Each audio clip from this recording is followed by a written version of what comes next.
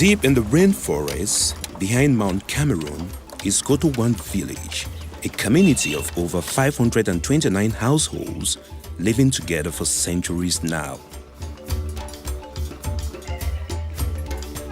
The population of the village are mostly farmers engaged in the cultivation of crops like cocoa, cocoyams, plantains, among others. While many elderly villagers take to the farm every morning, Mervyn Dam and Akere Glory are in front of their house merchandising some of their farm products.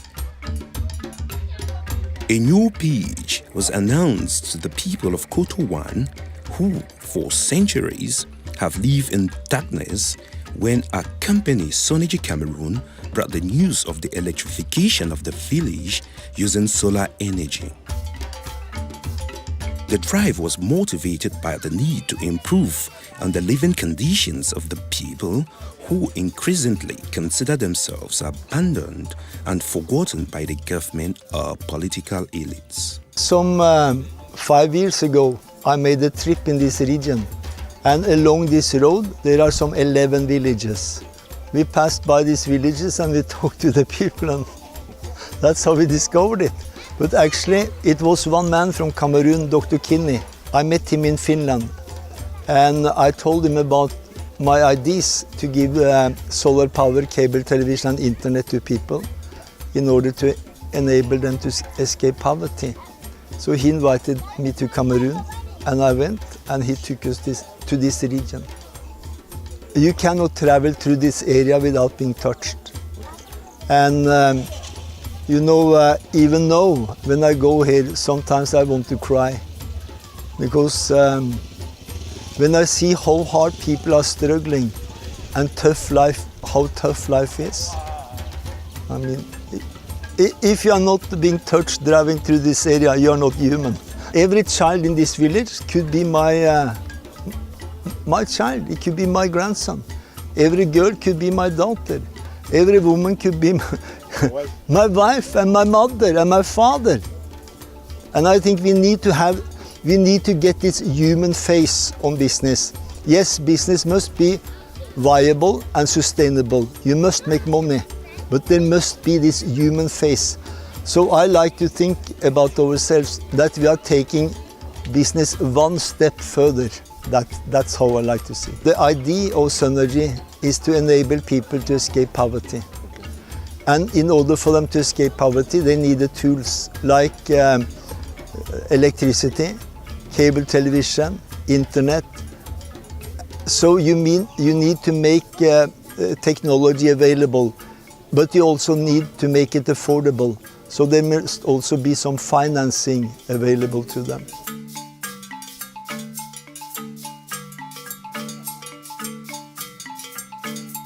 After agreeing terms with the villagers for the solar energy to be brought to Koto One village, the traditional ruler and his council, as well as the entire village, heaved a sigh of relief and readily provided a piece of land for the construction of the powerhouse of the project, as well as guaranteeing collaboration for the realization of the project.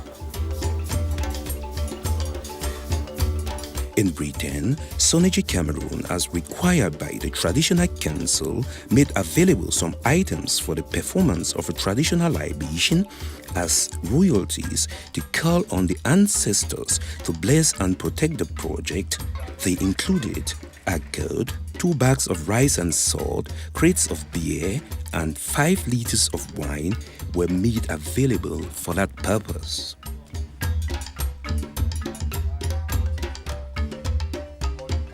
His Royal Majesty Leoki Emmanuel and his village are fully engaged and determined to back the scheme that will turn a new page in the history of Koto One. 5 years behind, when my forefathers were alive, they were suffering. We had no road, we have no good drinking water, no light. So this time around, let me say we are surprising to see light called solar. This is our first time experiencing solar. 4 years today, when Professor came with a delegation in my village, where you are today, Quarter 1, talking about solar, I was not convinced. I was somehow, it sounds funny. I said, but what is solar? After a lot of explanation, solar can help you to do this, solar can help you to give you this. I said, no. I said, Prof, I cannot believe that. Because since, even in Douala, I've never seen solar, so I don't know what you are talking about solar. So after a long debate, Prof told me, you will believe when I'll do something in Bokoso. So we had a meeting in Bokoso. When I went there, before I discovered what Prof was saying was true. I told him, Prof, if you sure you are true that this project is a nice project, and then we can go into agreement. I'll give you a piece of land to plant the solar plants, SunErgy there. But for now, I don't know. Prof told me, when I come, you will believe that I'm Prof. So I gathered my villagers and we squared a piece of land, about 50 by 60 meters square, where it's working now for free, because we want to see the solar and to see how the village will improve tomorrow. Upon sealing the agreement, work has been ongoing in the village with the numbering of houses, the planting of poles, and the extension of cables throughout the village.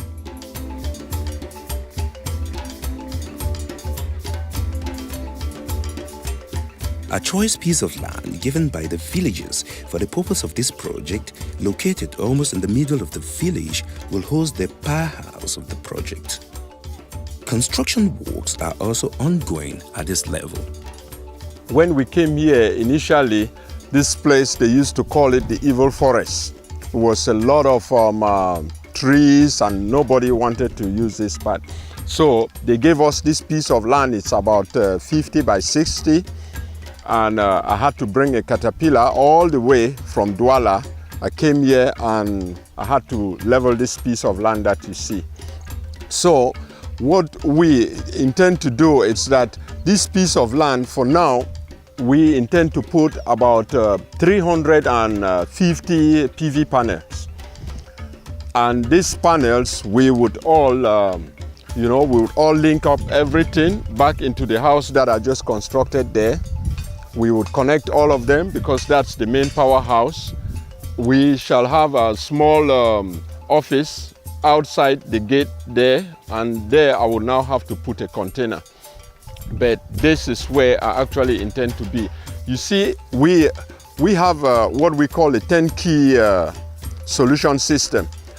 That is, everything comes pre-made inside the container. But what we've realized is that because of our temperature, this area, it gets too hot, and using the container, sometimes it increases the heat that is also being generated inside the powerhouse. So I've decided now to use a block building with enough space, and everything would be really cool. The temperature is supposed to be around 27, 28 degrees. Everything has been worked out by SunErgy to ease the registration process by villagers, as we are told by Kesa Moriana. Everybody is supposed to register. You write your name to become a member of 2 Mites. This is our program, we call it 2 Mites.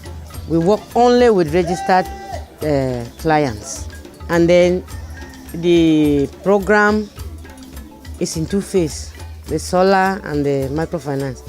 So we made it in such a way that the people who cannot pay for their wiring immediately, we are there to give them loans and then pay for their electrification. So when you come and meet us here, the first thing we ask you, you are coming for what? You want to that they would come and electrify your house. How many rooms do you have?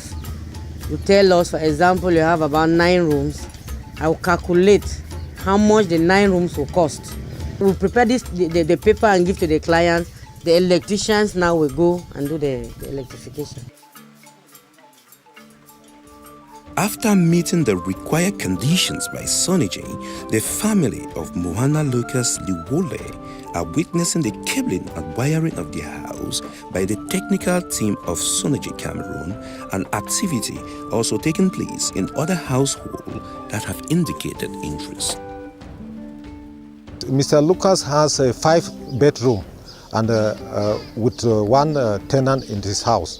So what we have done is we have provided a connection for the 5 bedrooms, then separating the tenant so that the tenant can use his own meter independently.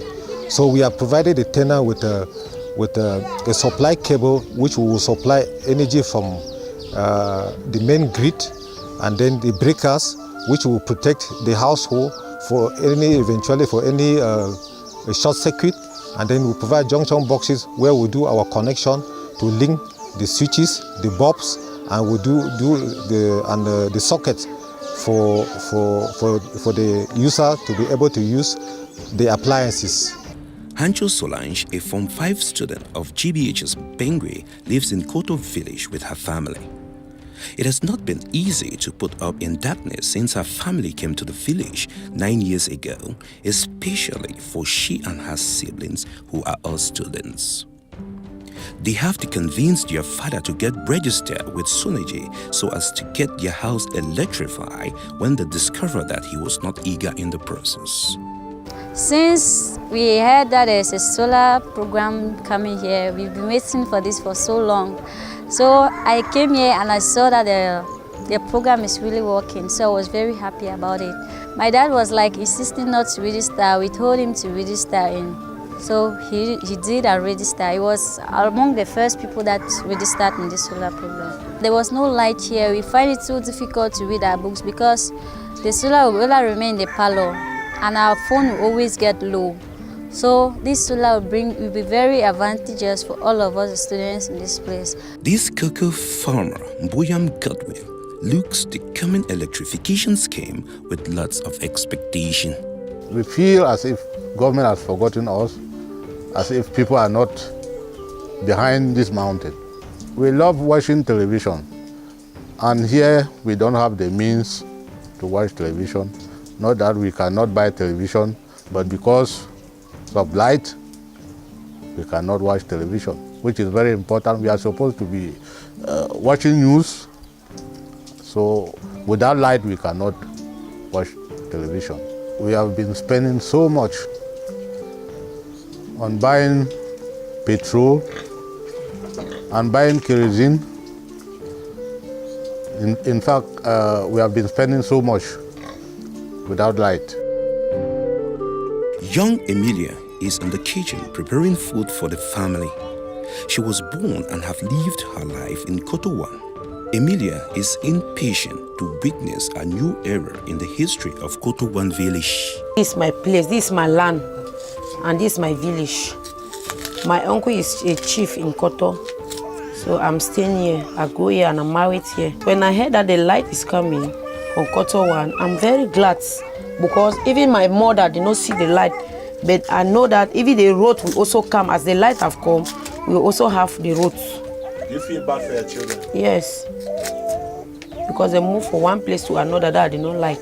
But when light is in the house, film will be in the house, they will not go to nowhere.